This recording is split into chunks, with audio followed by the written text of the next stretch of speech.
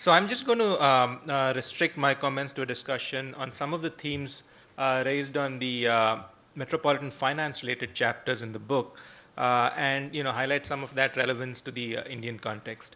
Um, I think one of the things that the book does is sort of highlight this constant tension between funds and functions. This is something that has come up in the discussion already, and it seems like this is a constant underlying problem, not just in India, but in a wider cross section of countries around the world.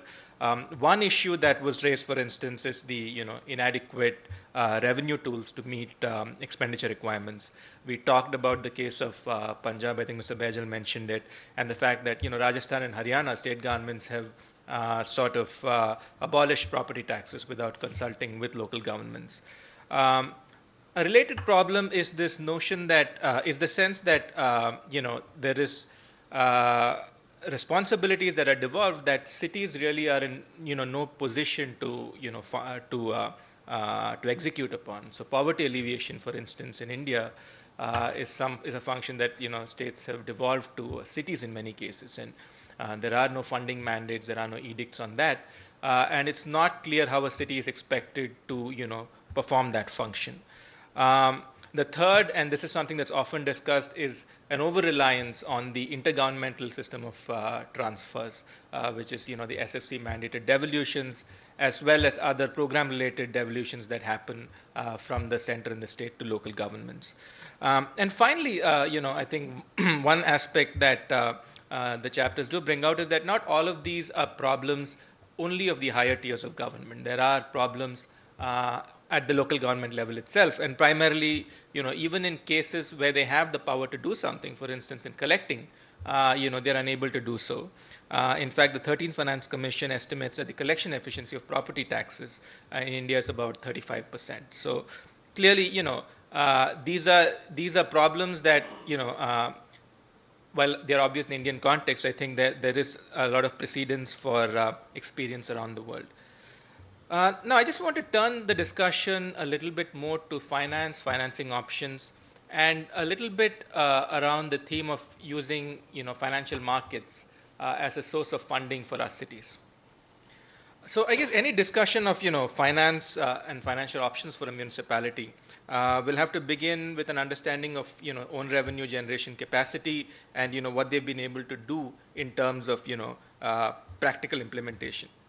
So, and really, when you think about internal or own revenue generation, I think one thing that's often argued is that this is a reflection of the quality of governance, the transparency and the accountability of the administration. A better governed municipality, implies better information availability, better assessment capability, and better collection efficiencies. And in a way, you see that reflected in the balance sheet of the city. And when we talk about what are the levers available to a city to finance itself, in general we sort of discuss three. One is of course the internal levers of taxes and fees, and then there is of course the devolved and assigned revenue component, and the third is what we refer to as market-based financing. So there is a little bit of a distinction between market-based financing and the other two, because market-based financing is really predicated on how a city performs on its own internal revenue generation abilities. So property taxes and user charges, I think it's well recognized that these are very important levers of cities' finances. And in the absence of predictable generation of these internal revenues, the option of market-based financing really goes out the window, because ultimately when you talk about an instrument like a loan or a bond, it's really an upfront source of funds for payments that you can be that you should be reasonably expected to make over the lifetime of that instrument. In the absence of a proper property tax structure or a user fee structure, or a dependable intergovernmental transfer system, it's very difficult for the market to come in and invest in instruments when there is no clear visibility on how that will be repaid. So while it is an important source, and I think it's something that in the Indian context is extremely critical in view of the extent of infrastructure financing that's required, it's also obvious that unless we get our cities in order, their own financing levers working, this is not something that is really going to come in and solve the problem in a big manner. I think one thing that, one thing that's also relatively obvious is that market-based financing in itself, there's nothing inherently better about it than, state transfers or internal revenue generation. What it, enables is that in the absence of enough funding from these sources, it enables you to reach out and plan better over the long term. And based on, the numbers that Dr. Ishar Ahluwalia's committee put out to say that 40 lakh crores of investment is what we need on urban infrastructure, it's very clear that, the intergovernmental transfer system is not going to be able to manage that. So we need to access the markets, which means that we need to be competitive in terms of, the price that you're going to pay, in terms of competing with other, issuers in the capital markets, be it corporate bonds, be it governments for other reasons. And therefore, the city needs to really put its own house, its own finance, its own balance sheet in order.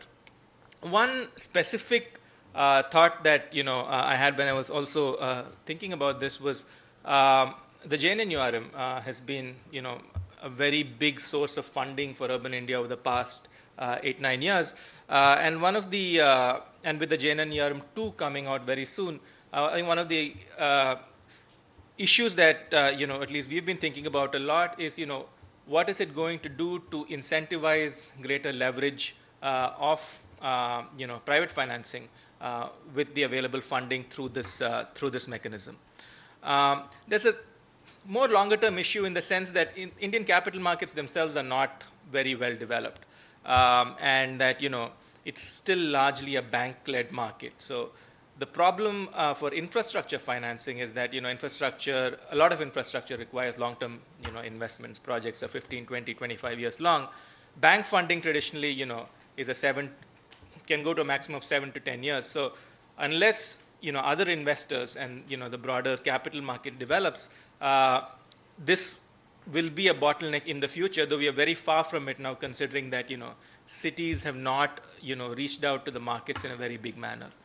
And just to talk a little bit about where we are in terms of our own internal revenue generation capabilities today, the 12th Finance Commission indicated that the total revenue of the Indian municipal sector was 0.67% of GDP, of which own revenues contributed about 0.38%.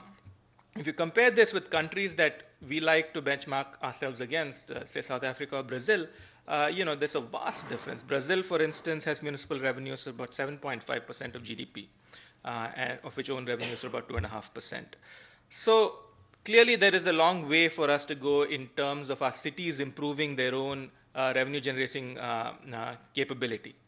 Now, on the property tax side, post JNNURM, there's definitely been some improvement we've seen. There's been the implementation of geographic information systems by major cities like Ahmedabad, Bangalore, Hyderabad, who to a large extent have mapped out all the properties in their areas. And the estimation made by the 13th Finance Commission was that if 85% if collection efficiencies were improved to 85%, then property taxes could double to about 0.68% of the GDP. The other issue, and I'm sure that we'll discuss this in greater detail later, is the issue of what are the kinds of assessment mechanisms we use for property taxes. In India, there's a wide range of assessment mechanisms, from rental values. Some cities have gone on to area-based and unit area-based values. And clearly there is a sense that we need to move away from our rent control acts and rental-based values. The JNNURM has made a start on this.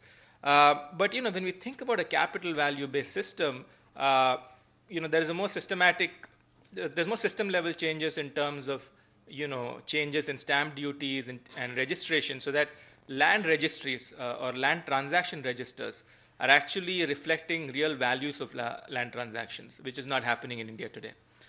And finally, moving to intergovernmental transfers, I think this was an idea that that was already discussed in the morning, to say that perhaps there is a need to think of grants in a little bit of a different manner. And I think the Finance Commission again recommended this to say that there need to be perhaps two types of grants here. One is, of course, a consolidated formula-driven basic grant available to all cities. And the second component that's more performance-based, that gives you an incentive to actually provide the services that you're required to do. So, while we have seen some reforms in the area of finance, whether they be in property taxes in Bangalore or some activity on the municipal bond market, I think there is a much greater need for these to be deepened in the Indian context, because in the absence of sustainable financing models, this could seriously jeopardize the creation of inclusive and equitable cities in India.